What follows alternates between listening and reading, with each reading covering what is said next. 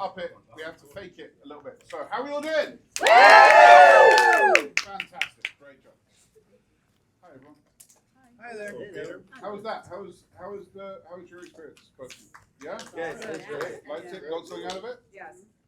No one is going to be interested unless we are Interesting. Awesome. Thank you. Right. So you all know Kari by now. So Kari is here. Well, look at that. As if by magic. So Kari is my coach, as you know, performance coach, and one of the two women that helped making me into something worth being a something, which is pretty cool. I asked another gentleman to come and join us today, who is this fine young man next to me. I just want to give you a bit of a background on where we met and why we met, and really tell you a couple of things about him before he comes up. So, Carl Gould. Carl Gould was the epiphany moment for Everyday Jess. So we spoke to you yesterday about our need of understanding the ideal customer. It was this man that said to me, the kids aren't your audience. On a 3-day workshop that we did, myself, Rick, Rob, and Carl, and actually got to the bottom of that. So the sandbox experience, the 2,000 tips on the wait list, all kind of has a genesis moment with Carl. Carl and I met at a network event called Board of Advisors. And it was immediately obvious that he was a very, very savvy man. Terrible sense of humor, but apart from that, we'll let him off. The reason that he's got his prestige role, which I'm sure he'll share with you, helping create the first Tony Robbins Business Fast Stream business coaching programs as part of his background, and has since run thousands of coaches and still does run thousands of coaches. But the real reason he's here is because he was once flying back from Scandinavia and said, "Pete, are you okay?" And I said, "No, not really. I just ran the event in February in Carlsbad, where we lost $200,000 on an event. I decided to think I was Tony Robbins for 30 hot minutes and did things like ordering buses and had no cost control whatsoever. It was a real low moment. It was a real moment of, we fail or we get feedback. Well, this was feedback. This was visceral feedback. And it became one of the mantras of the company, actually. It was called 2 milk crates. And some of you have heard me say it. And it's kind of like why we talk about theatres and stuff like that. Of what does 2 milk crates means, as long as I've got somewhere to sit, and as long as you've got somewhere to sit, then value can be delivered. And everything else is bullshit. And it started the new version of this company of going, no, we don't need that, we don't need that, we don't need that. This is what we do. And we used to get people saying, yeah, but I really want community. I'm like, that's not what we do. We teach you how to do this and this, and that's what we do. And if you need that, go somewhere else. So we resisted shiny object syndrome as much as we could.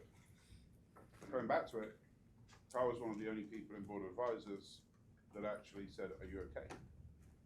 A group that prided itself on helping people. It was a few months after Brian Del Masso committed suicide. Yeah. One of our network in a group like this, that we thought he had everything. He had the cars, the kids, the business, everything.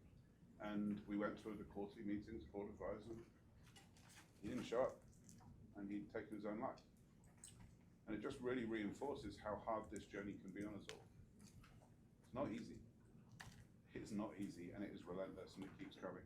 And I pray for you all to have good days, but I more pray for you to have the strength to endure the hard ones that are definitely coming your way. We heard some of them from Michael and Ash at this moment when we were going through our reels, and Denise, like these are moments that are going to happen. They're not an if, they're a when. They're not an if, they're a when.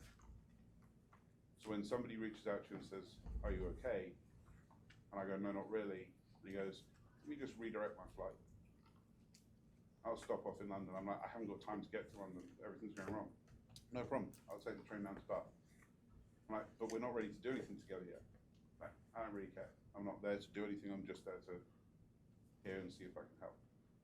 And that was the day that I pledged that I would be doing something with him at some point in the future. I'm telling you that to tell you, A, he's fucking awesome, B, to say thank you publicly, but C, to make the point to you about this prestige thing. Right? I knew what he'd done.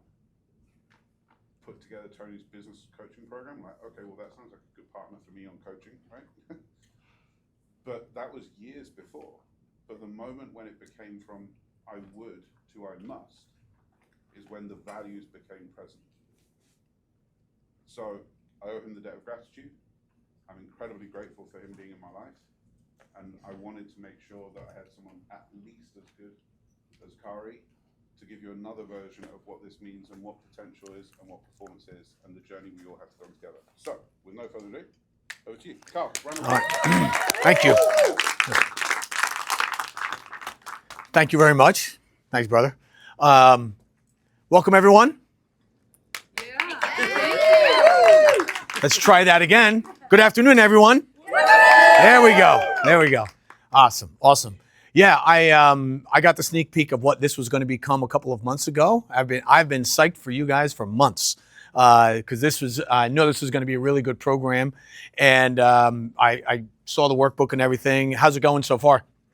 Yeah, right on, right on. Awesome. So I wanted to just take a little bit of time with you this afternoon, and you're going to go through the rest of today. You're going to have tomorrow. You're going to walk out with a workbook that is full of ideas. You're going to be brainstorming. You're going to be on cloud 9 if you are not already. Nice. Right?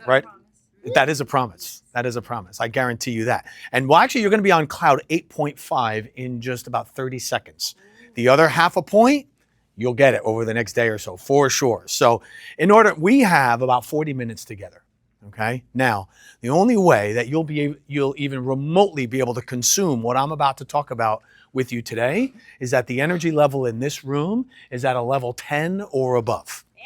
All right. Right. All right. Right on. So what would you say is the energy level of the room right now? 8.5. 8.5?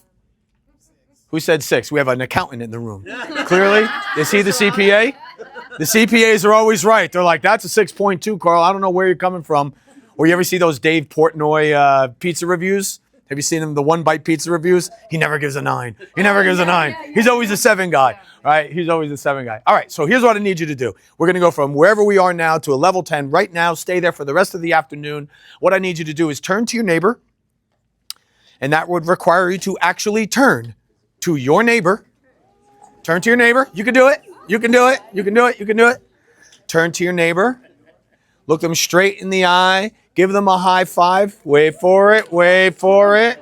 Give them a high five and say, you are a master of performance, and I find that quite sexy. Good.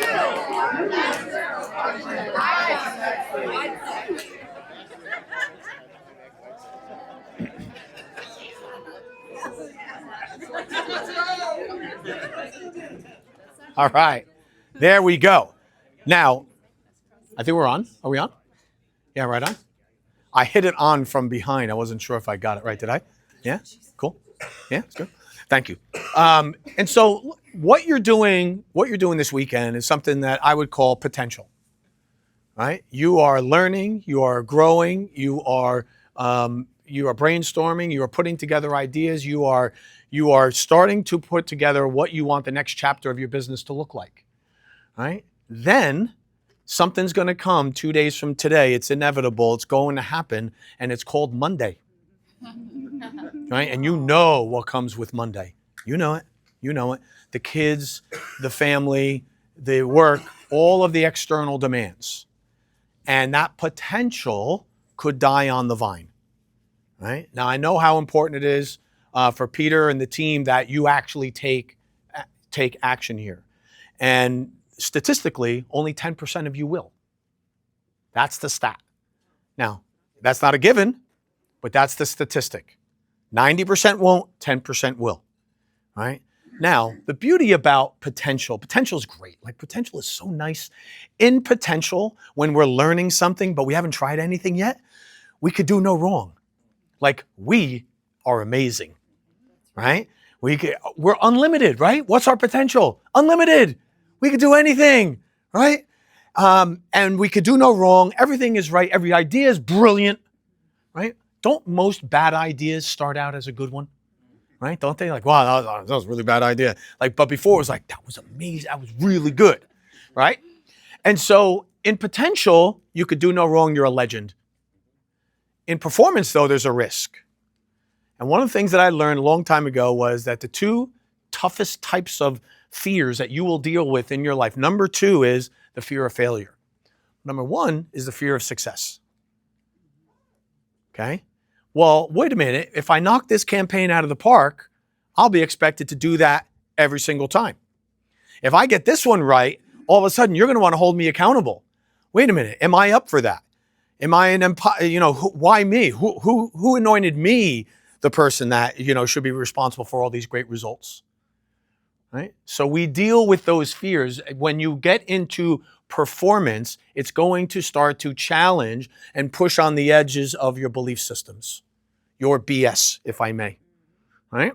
And your BS you're going to have to deal with. And so what we need are some strategies in order to deal with that as it comes up. Because as Peter said, as you grow, your problems will grow with you. So we're not playing a game where our problems get smaller. We're playing the game of where we get bigger. We have to continuously be bigger than the problem, become bigger than the problems that we have. Your ability to be successful in your business is how many problems can you and or your team or your systems or your technology or your software or your processes can handle. You will not rise to the level of your goals. You will sink to the level of your systems. Okay? That's where you're headed. So that's what today's all about, and the last couple of days is all about. That's why I have a workbook. That's why it's structured. That's why we write it down. That's why we put things on our calendar. The way that you will accelerate the growth in your business is by taking action. In your mind, you're a legend, but you're going to find out what you're really made of when you start doing shit. Okay? Is that fair? Okay, cool. So what we're going to do is I'm going to give you some techniques and strategies and some things to think about in order to go from potential to performance.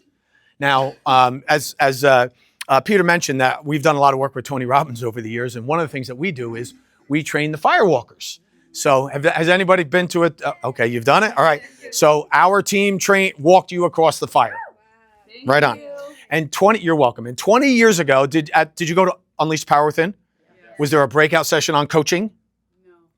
No. The one you went to, they didn't have that?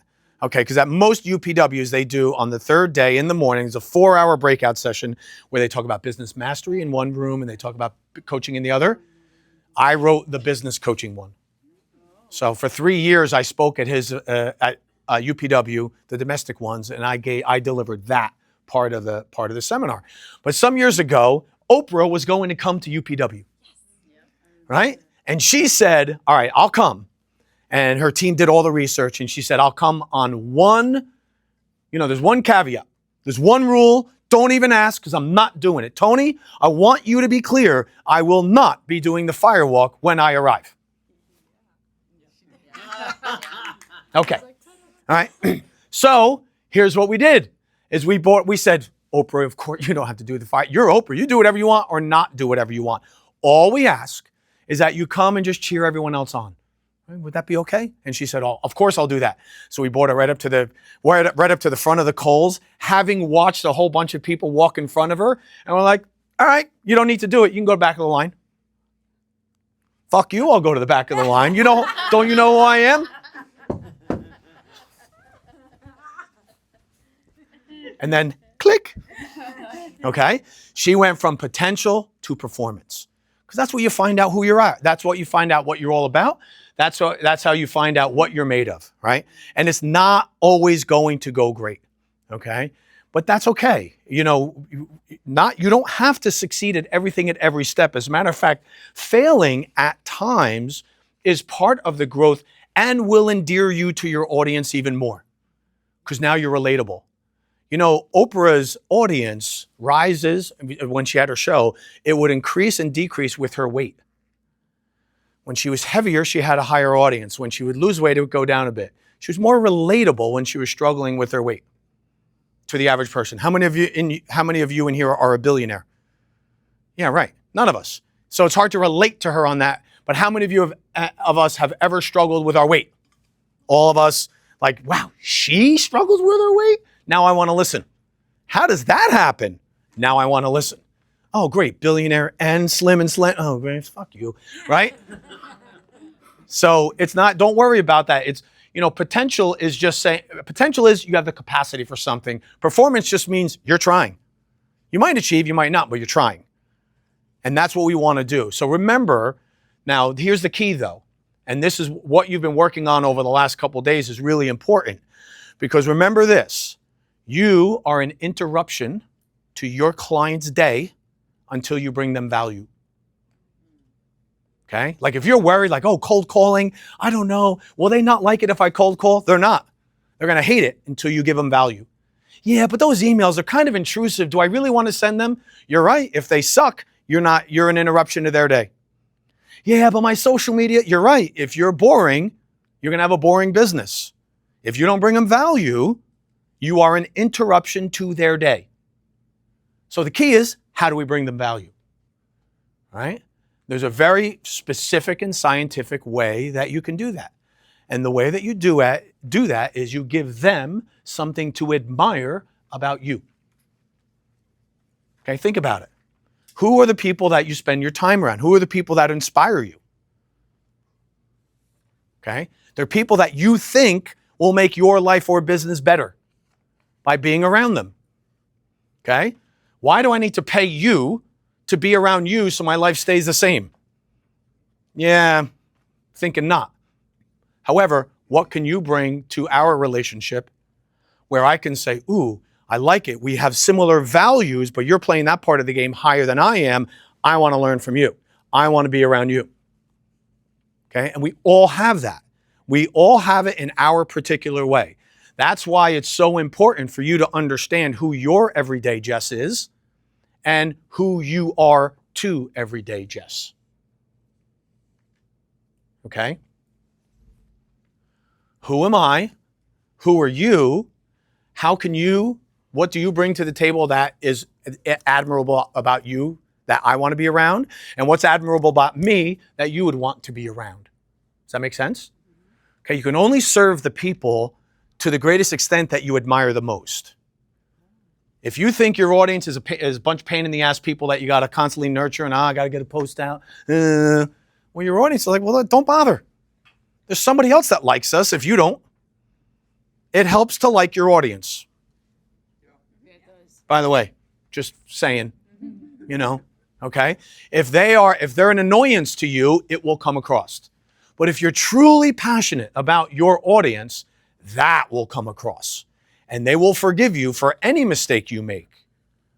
If you really and genuinely believe in them, you really and genuinely like them, you are interested in them, and you are doing everything in your power to serve them. That will come across. Okay? Now, how do we do this? So it's a little 3-step process where I'll share with you how you get someone to like you, how to be like them, and then to get the admiration. But once we get to that point, once we get to the point of admiration, it is your job. Just think of this as an overarching outcome or a bailout outcome. If you're worried about your campaign and you're like, okay, like what do we do next? What should be the next thing? And oh my God, I think I've used up all my good stuff. Your job is to magnify your prospect's emotion to the point that they can no longer handle it so that they make a decision.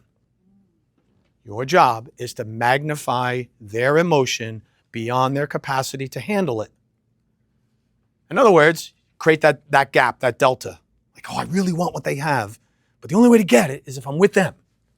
If I'm not with them, I can't get it, but I want that pretty bad. So you're magnifying the emotion. You've heard of FOMO, right? Like, hey, sucks to be you, you're not here. Oh yeah, but wait, no, sorry, I'm not waiting for the one person who chose not to go. I'd rather spend my time with the 30 who chose to make the effort to come here. So thank you, see you later, we're going. And be okay to say no, right?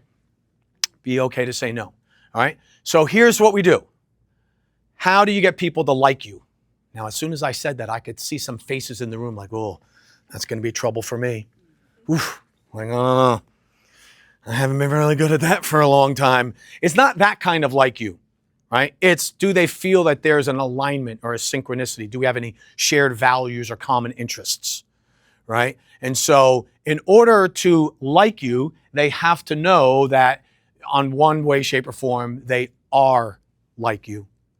So in order to do that, you have to find areas of sameness, likeness, commonality. So when you know your everyday Jess, when you know who your ideal client is, you know what you talk about with them? Everything that they like. They like to golf, you are talking about golf. Yeah, but I hate golf. Not anymore, you don't. You miniature golf now, you go to the driving range, you get an appreciation for it. If they like it, you like it. Or at least you try it. Okay?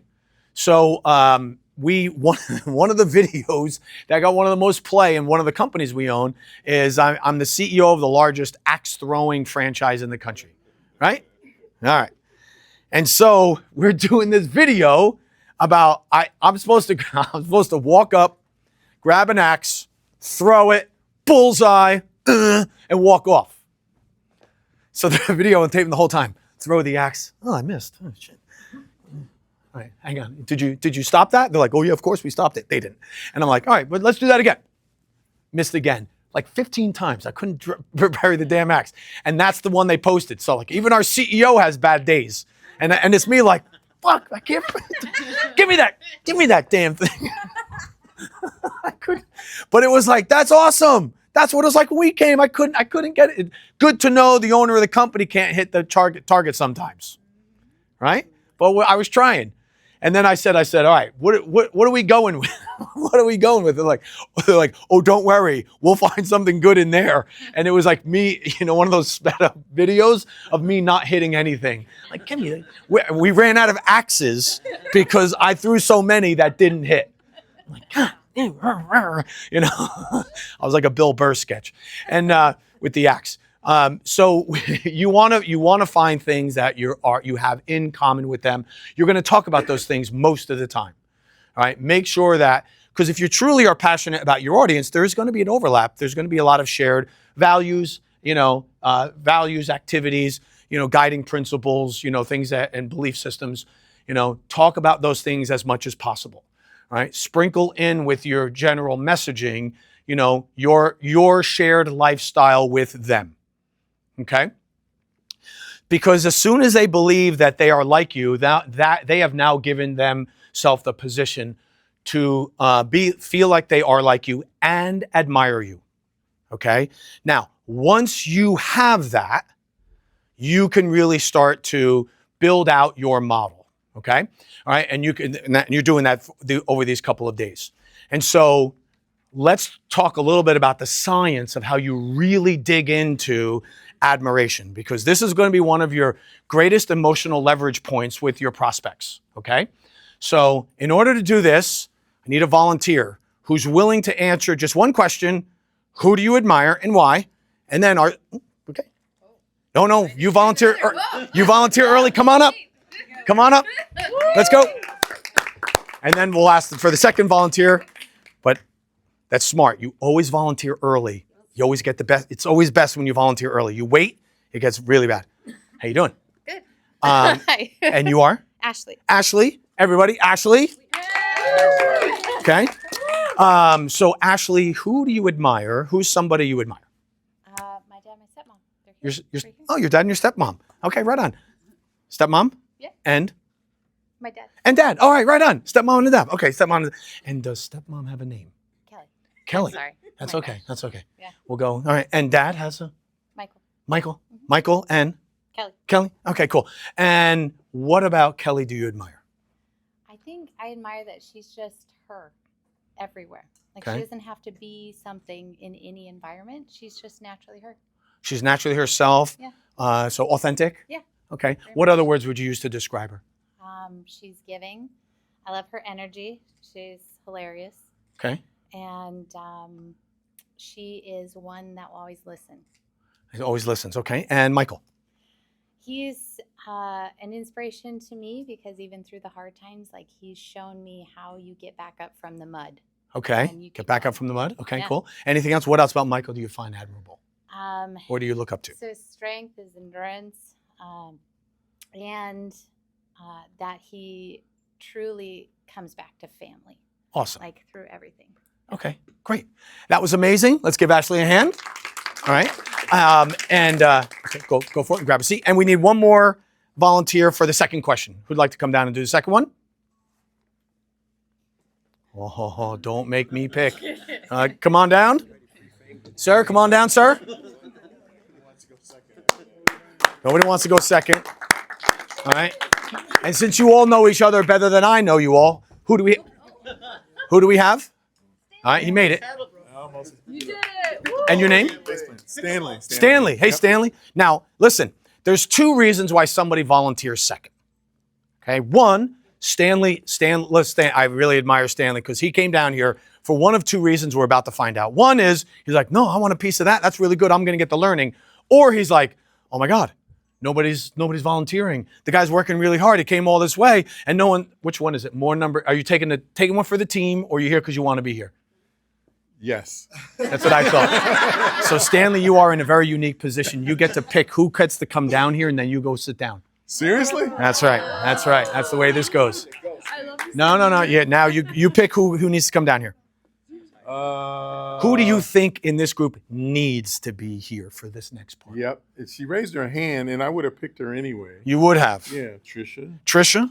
Tracy? I'm sorry, That's Tracy. okay. I don't All know right. where my brain went. Let's but give it up for Tracy.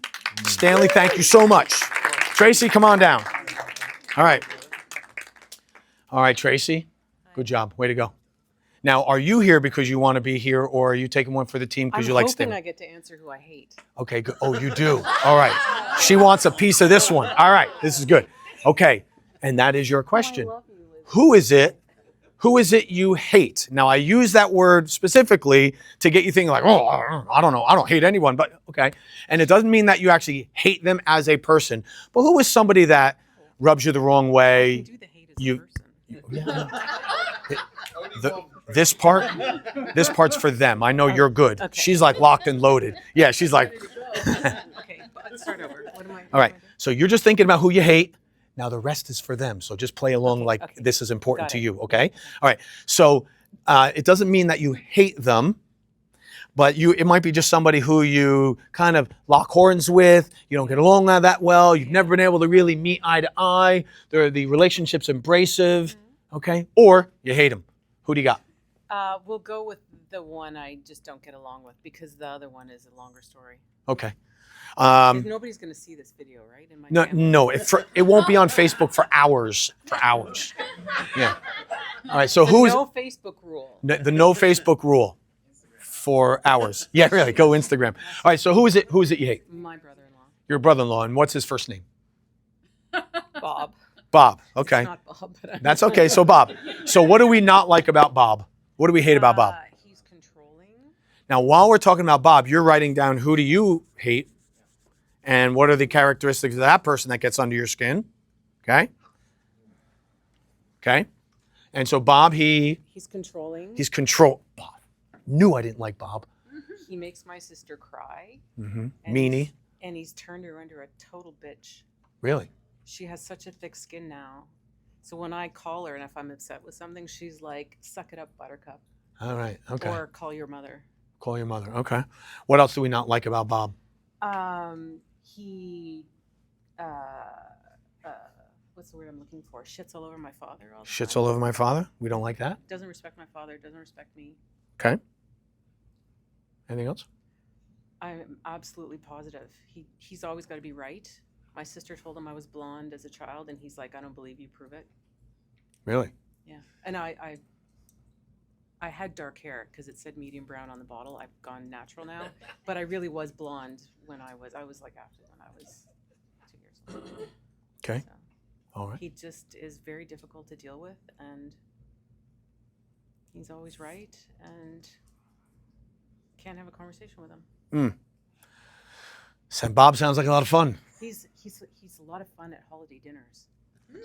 That way you don't run out of ice. Is that what you're saying? Yeah, right. Okay, got it. All right, thank you. Let's give it up. All right. We're not crazy about Bob. All right.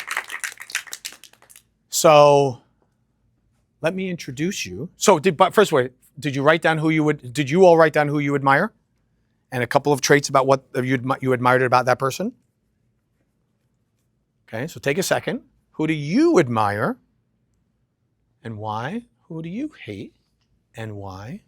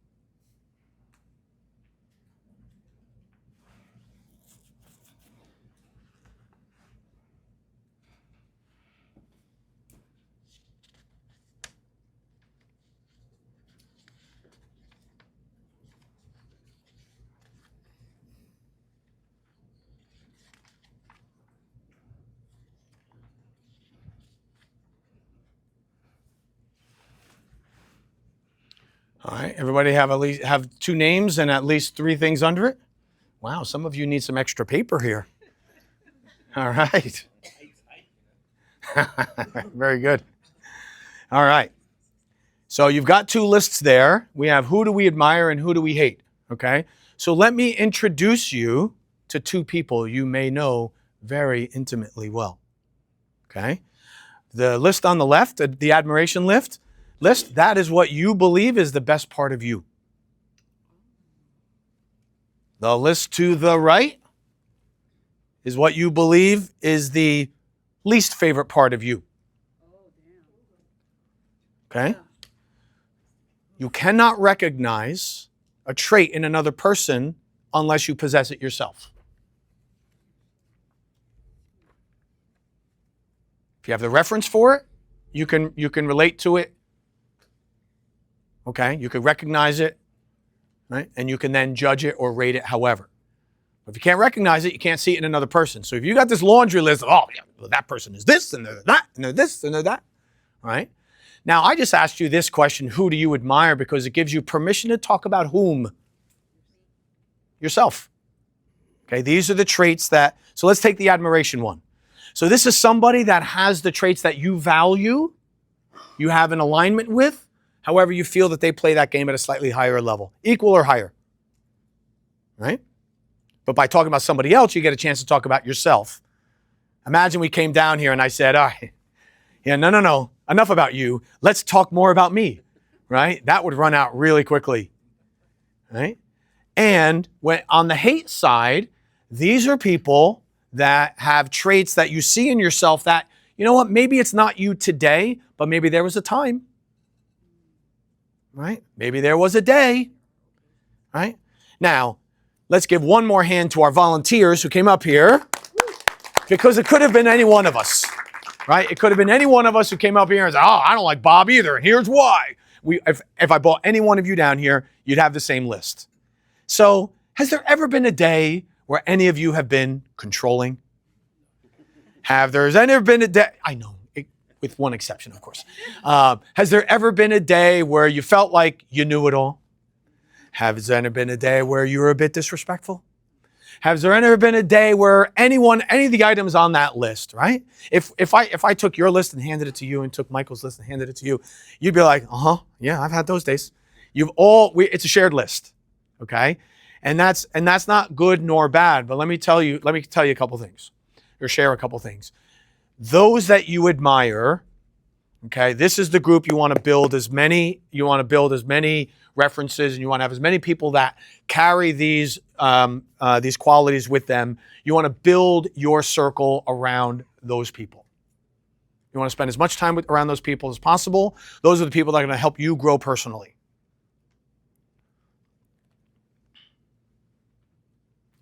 Now, here's part of the reason why you hate whoever's on that list. Ready? All right, write down your names and then we'll go.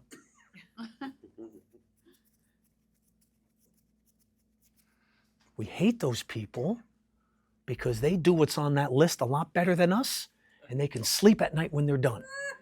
Sons of bitches. You were disrespectful. I was up all damn night. That was bothering me, and they were sleeping like a baby. Like, how did they do that? Right? Are there situations where it was good to be disrespectful?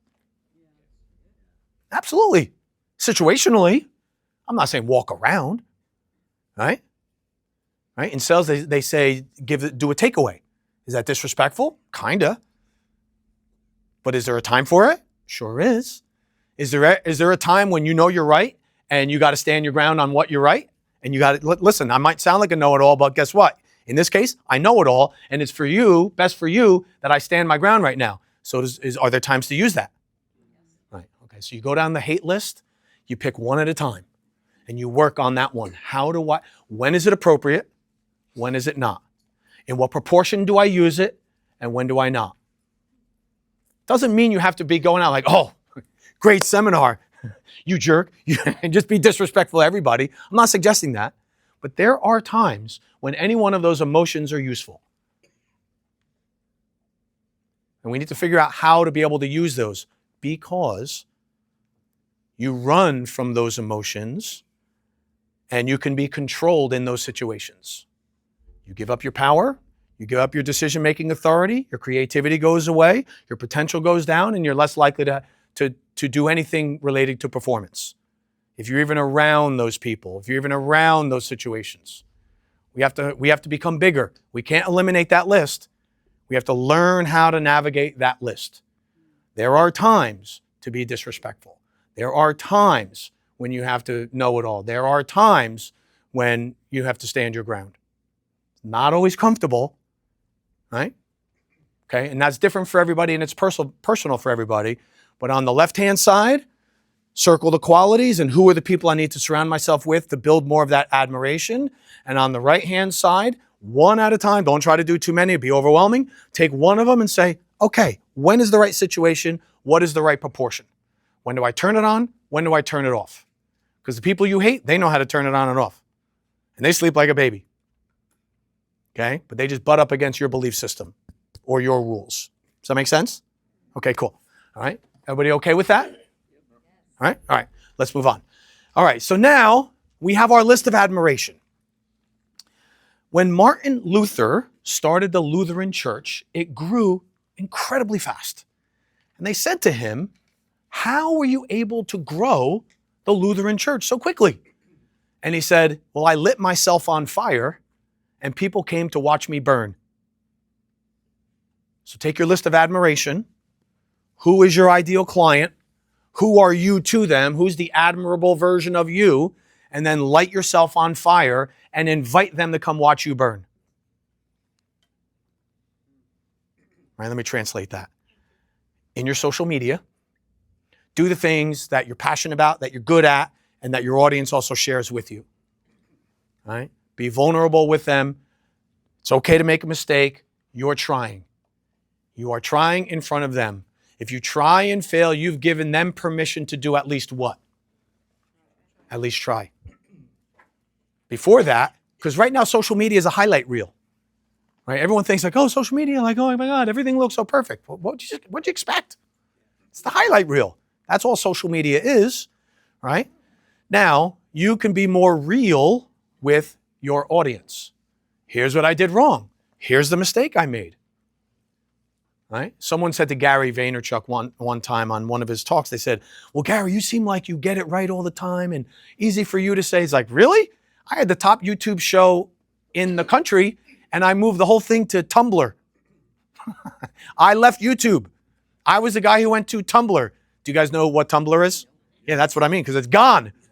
He was on the top platform with the top show and he had the bright ideas like, oh yeah, I know what I'm going to do. And he went over to the YouTube knockoff and it was gone. And he killed his own show, his own audience. He's like, all right, to spend the next 10 years building it back up.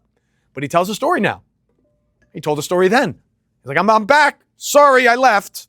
That was a dumbass idea, right? So it's okay to show your audience that you're doing things. So light yourself on fire through performance. In other words, show yourself doing stuff, okay? Right? So I'll give you an example. Permission to give the ladies some coaching. Ladies, on your social media, as soon as you put the camera on yourself and you start talking to the camera, the first thing you start doing is fixing your hair, adjusting your makeup. This is wrong. Like, oh my God, stop that. You're, okay? Just go on and don't apologize for how you look. Give your audience the same permission to do the same. I'm sure you're not doing it on purpose. I'm sure it's just one of those things like, ooh, let me just move that just to the side. This will be so much better, right? Now, guys do it too, but not nearly as much. You know, Mike and I walk out of the gym, we're like, this is all we got. This is it, right? All right, it's not going to help, right? All right, so stop that part. Just come on camera and be who you are, no apologies. You do that, that is metaphorically lighting yourself on fire and giving your audience permission to do the same, especially if your audience is female. Okay? That is one example. Okay?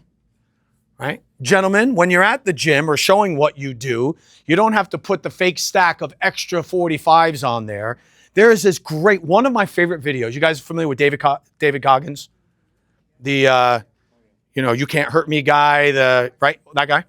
He has this workout video that I love.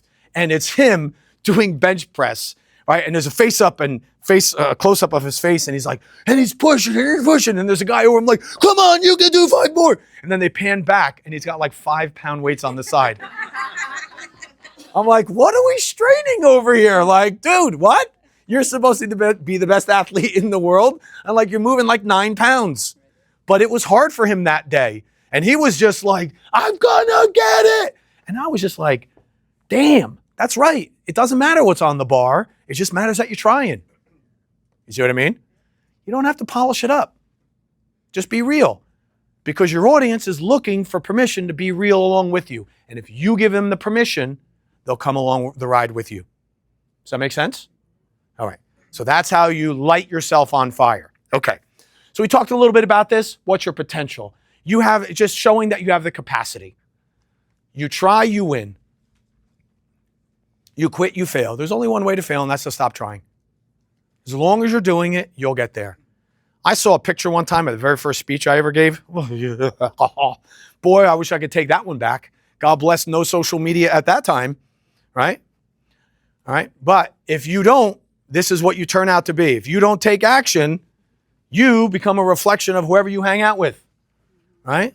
So that dog was wearing glasses because he's really embarrassed about that guy he's got to hang around. Right? Look at that guy. He's a mutt, right? Or whatever. Okay? We become who we're around. Pick wisely. Pick wisely. Right? That's right. That is definitely that guy's dog. Like, there's no confusion. That's her dog. Right? Like, oh, I wonder whose dog this. Oh, yours. This has got to be yours. Right? It's going to happen. It's a natural. It is a natural. It's actually a self-defense mechanism in our bodies. Our central nervous system is wired to blend in with whom we associate on a regular basis. All right? If you are planning on any level to go and advance in your life or your business or your career after this seminar, you are going to have to say yes to some different people and no to some people you're around now. Okay? The people, you can love them, but you don't have to spend you can vacation around them, just don't live with them. Make sense? I don't mean that literally. Like, all right, that might have been bad news for Mike. He's like, dude, I got some bad news for you. We could vacation together. But we will know. You heard him. I'm so sorry. Got to cut it off right here. Right? So in other words, if you're looking for somebody that's going to help you with your marketing, get around 5 people who have the marketing you like. If somebody has you find 5 people who have the relationship that you like. Find 5 people who have the the travel schedule or the lifestyle that you like or the money that you like. Just pick your categories. It's not going to be the same group. There might be some overlap, but it's not going to be the same group, right? What do they say? Never meet your idols. They won't be your idols after that, right? Because you love them for that one thing, and then you start to learn about all the other stuff, and you're like, oh, I didn't realize that came with the package, right? So you don't have to, like I said, just get around your idols, but don't have the expectation that they are going to be everything in all areas. Build your teams accordingly, okay? Performance, it's the act or process of carrying it out. We're just trying. Oh, and you could accomplish. Now here's the deal. In 2002, I ran a global mentoring program. And one of the things that we did was we taught people who wanted to become coaches and consultants how to launch their consultancy. And we've since trained 7,000 people on how to launch their consulting, coaching, speaking, training business in 80 countries. Okay? And here's what we found out. Statistically, if we gave you something to do and you do it for the next 10 times, you know what your chances of being successful at it is? 1 out of 10. Your results will be low. So you're going to come out of here, you're going to be like, I love it, this is great. Here we go. Right? And you're going to be like, oh, that campaign underperformed by a lot. Right? Number 2, not so much. Number 3, maybe not so much. 1 out of 10 is statistically where you'll likely have your success. But if you do something 60 times, your chances of being successful are less than of being unsuccessful are less than 1%. You have a 99% chance of being successful if you do something 60 times. And if you're looking for a cadence, 10 times a month minimum for 6 months. 10 campaigns, 10 posts, 10 whatever, you name the 10. 10 coaching sessions, 10 events, 10 whatever. 1 out of 10, your first 10, expect it to be a little rocky.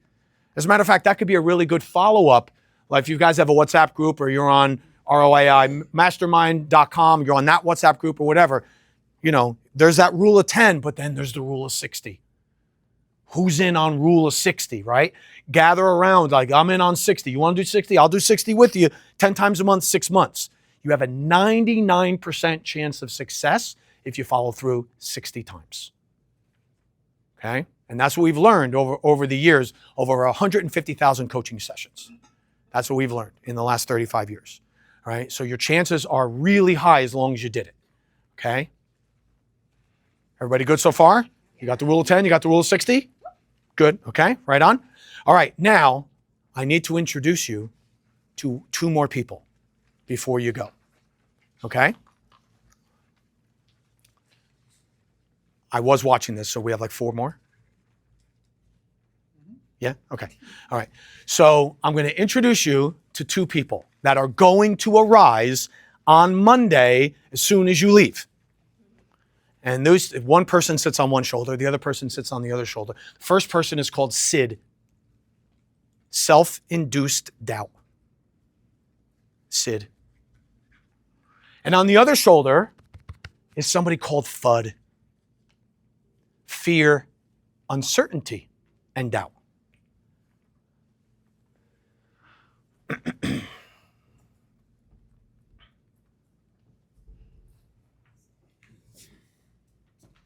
Right? There's 29 people. When you go home on Monday, there'll be 29 people who really believe in what you're talking about and can't wait for you to be successful. And there's 300 million who thought you were batshit crazy by coming here this weekend. Right? Guess who you're going to be around on Monday? The batshit crazy people. And they're going to be in your head. Like, what were you thinking? Like, I've never heard of that before. Like, why are you doing this? You mean you're going to give up doing that? That was really working to try that? Right?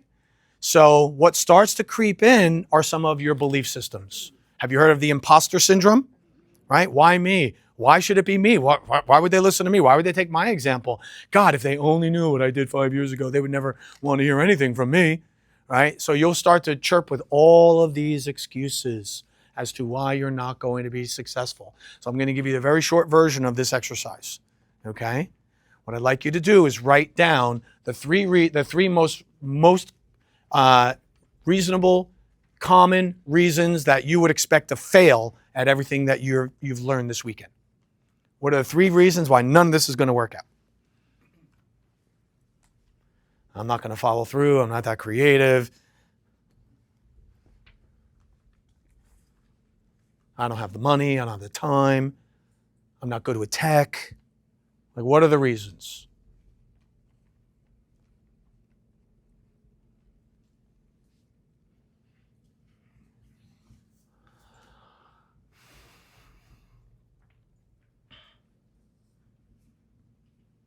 Okay, got your 3?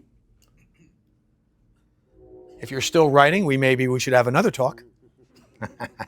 If you're out of ink or we need some extra paper. All right, now take your top 3, and we need to write, so on the one list you've got, here are the 3 top reasons why I'm likely to fail at this. I'm not going to follow through. I'm not going to reread my notes. I'm not going to take the actions. I'm not going to do the homework, whatever. Okay? Or I'm not smart at this stuff. I was never book smart, whatever. Okay? Now, next to that, we want to write the antithesis, the opposite. Okay? When I first became, I remember when I was a Tony Robbins coach, I was assigned the number 2 person in IBM who wanted financial coaching. Thank God it was phone-based coaching at the time. We get on the call. I've got this guy's questionnaire. He made over $1 million a month in salary. He had a 9-figure net worth. We get on the phone and he's like, Carl, I can't wait for all the things I'm going to learn from you. And I was thinking like, yeah, me too. I don't know how this is going to go. I'm like, yeah, like, your questionnaire, there's a lot to work on. Hell are we going to work on? This guy's a top 1/10 of 1%. And during the call, he's like, listen, from time to time, if the reception isn't great, it's only because I'm on the private jet. I'm like, oh, I have that same problem. Yeah. If I had a nickel for any time, what am I doing with this guy? Right? So I'm like, okay, this dude, so here I'm thinking, okay, what could possibly this guy have a problem with? Private jet, assistant. I talked to 3 layers before getting to this guy. All the money in the world, number 2 guy in IBM. This is the only thing I could think of. He can't get laid. That was my plan. So I'm like, okay, well, it's not, I know we have financial coaching, but we're going to talk about how some of these challenges are affecting other areas of your life. And he's like, he goes, good. I was hoping you would say that because, I'm recently divorced and I really was having some trouble, relationship wise. And I was like, I said, well, okay, I'm glad we stumbled on that. That'll definitely be something that we talk about. And the other thing he needed help with was time management. And I'm like, how does this guy have a problem with time management? But I won an award that year because I made him call me every day at 6:50 a.m., which was 4:50 a.m. his time, because he wanted to get up in the morning and work out. And the phone would ring, my phone would ring. And I would tell him, I said, you leave a message or you call me either time, but you're just telling me that you're up and you're doing your thing. Okay? All right, cool. And if I get a message, don't expect a call back. But you got to call me. And we had some accountability that if he didn't do it. And one time he missed, right? And so I did something that was public that would not make him look good, but he agreed that I could do it. And so he was my wake-up call for 2 years. My wife says, like, who is that calling? I'm like, you wouldn't believe it if I told you. You wouldn't even believe it. Anyway, so I do this accountability thing. And what I made him do was I made him mail me 12 checks. And I said, if you are late one time, what is the worst charity you would never want anyone to know you contributed to? And he was Jewish. And he said, the Nazi Party. And I said, good. I want you to write me out 12 checks to the Nazi Party. Don't worry. I will figure out how to, I'll find them. And I will mail the check if you're late. And I said, you have to agree not to stop payment on the check. I got to know. And he agreed. So he was late one time. And I said, I have to receive the call. You don't have to make the call before. I have to receive it before a certain time. He was 1 minute late. And he called. So I saw that he called. I didn't pick it up. I walked to the mailbox. I mailed the check. I came back and he's like, don't mail the check. I said, sorry, dude, it's already gone. He called Tony Robbins' company and he said, can you believe what this guy did? And the team actually said, they said, and they called me up and like, Carl, did you actually do that? And I said, yeah. I said, you told me not to, you told me to hold this guy accountable. I said, so we held him accountable. And they're like, okay, just wanted to make sure. And to their credit, they stood behind me and they said, hey, you said you wanted this guy to hold you accountable, did he? Yeah, but I was on the blah, blah, blah flight and I was a minute late. And I was like, sounds to me like your coach is doing his job. So he was never late again. And that year I won an award from Robbins for the Achievement Award as a coach for that. But I started out as a coach saying, what do I bring to the table? I'm too young. Because I was the business coach out of the group. I'm too young. All these guys are more experienced. I had to flip that around.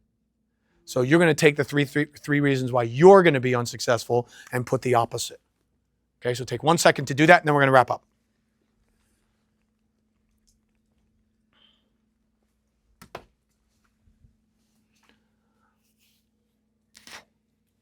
I'm too young. I'm the perfect age. I'm not book smart. That's because I'm street smart. Why me? If not me, who else?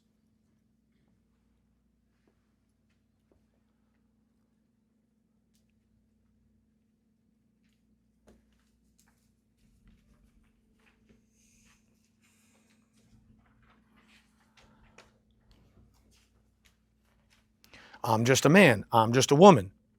Perfect. I give the perfect perspective every time.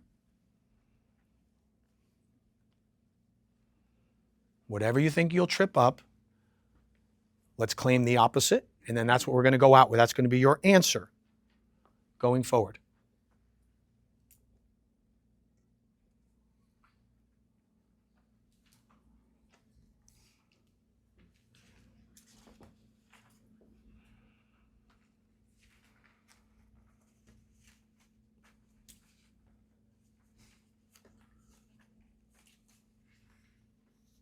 All right.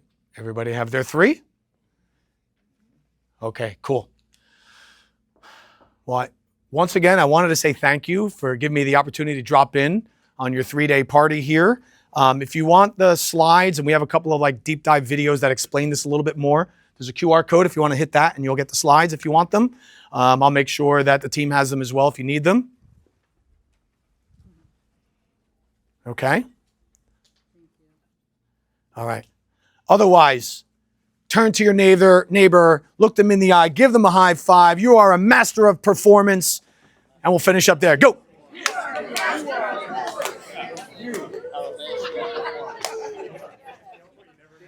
All right. Thank you very much, Carl. Peter. Is